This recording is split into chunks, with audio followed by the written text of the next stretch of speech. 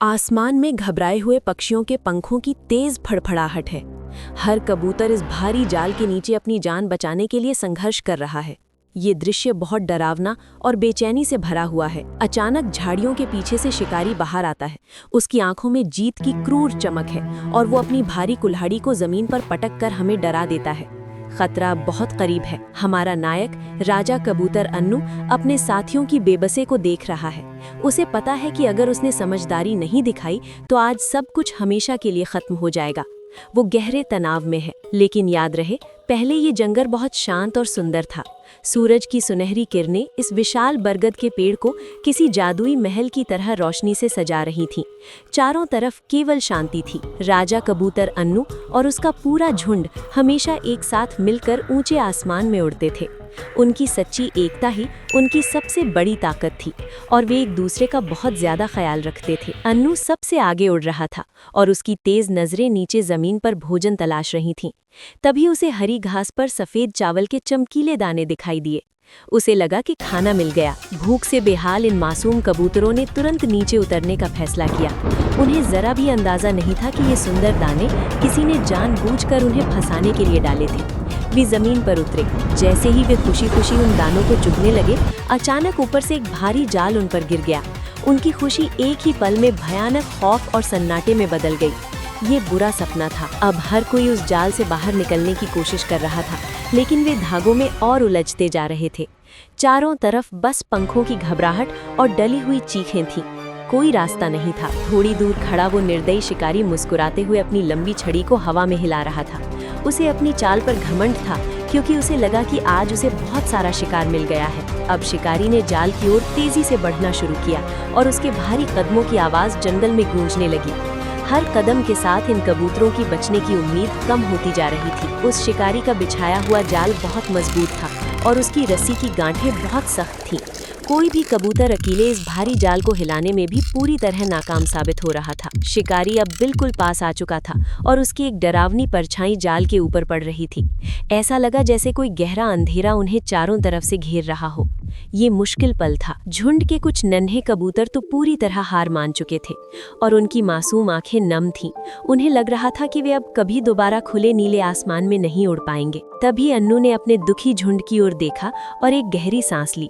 उसने अचानक महसूस किया कि सिर्फ डरने से रास्ता नहीं निकलेगा, बल्कि ठंडे दिमाग से सोचने से ही जान बचेगी। सब चुप हो जाओ, अन्नू अचानक तेज आवाज में चिल्लाया और उसकी इस पुकार ने सबके डूबते हुए दिलों में उम्मीद जगा दी। सारे कबूतर अचानक बिल्कुल शांत होकर उसकी बात सुनने लगे। अन्नू ने शिकारी की हर चाल को ध्यान से देखा, जो अब जाल को समेटने की तैयारी कर रहा था।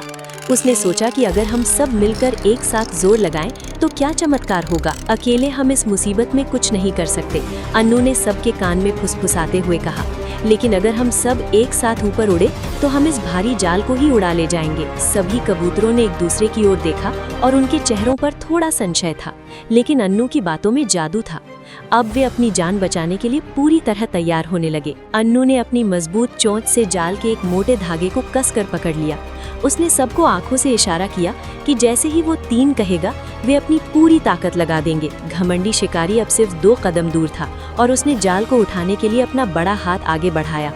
उसे अपनी आसान जीत पर पूरा यकीन था और वो मन ही मन मुस्कुराया। जाल के नीचे अन्नू ने बहुत ही धीमी आवाज में गिनती शुरू की, 1, 2, और हर कबूतर ने अपने कोमल पंखों को पूरी ताकत से ऊपर फड़फड़ाने के लिए तैयार कर लिया। उस विशाल शिकारी का काला साया अब पूरी तरह उनके ऊपर छा गया था।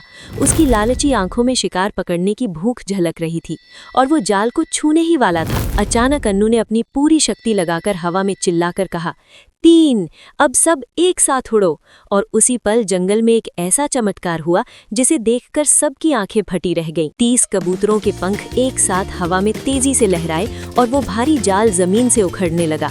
ये देखकर शिकारी के होश उड़ गए और वो अपनी आंखों पर यकीन नहीं पाया। शिकारी ने हवा में उड़ते जाल को पकड़ने के लिए ऊंची छलांग लगाई, लेकिन वो बहुत देर कर चुका था।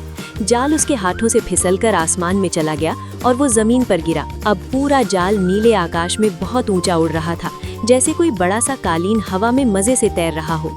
इन नन्हे पक्षियों की एकता ने आज असंभव को मुमकिन किया। शिकारी नीचे जमीन पर बेबसी से चिल्लाता रहा और जाल के पीछे पागलों की तरह भागता रहा, लेकिन बहादुर कबूतर अब उसकी पहुंच से बहुत दूर जा चुके थे। एकता की जीत हुई। थोड़ी देर बाद वे अपने वफादार दोस्त ज़िरू चूहे के पास सुरक्षित पहुंचे, जिसने अपनी तेज चोंच से जाल की हर रस्सी को तुरंत काट दिया। अब हर एक कबूतर पूरी तरह आज़ाद था और खुशी से अन्नू के गले मिल रहा था। ये कितनी सुखद घड़ी थी कि सब साथ थे। प्यारे बच्चों, हमेशा याद रखना कि जब हम सब मिलकर एक साथ होते हैं तो बड़ी से बड़ी मुसीबत भी बहुत छोटी हो जाती है, क्योंकि इस दुनिया में एकता में ही सबसे बड़ी शक्ति और सुरक्षा छिपी होती है। खुश रहो और हमेशा मिलकर रहो।